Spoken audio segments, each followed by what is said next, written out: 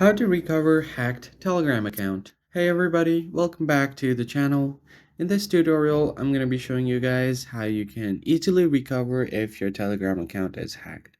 But before we get started, do not forget to hit the like button down below and subscribe to the channel. Now let us jump right into the video.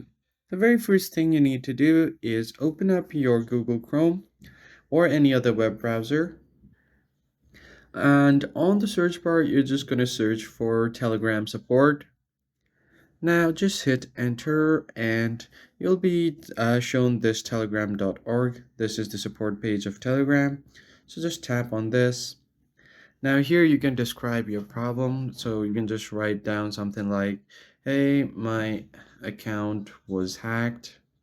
And you can write something like, please help me recover it.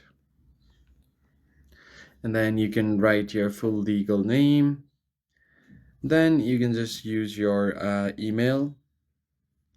Now you can just enter your phone number.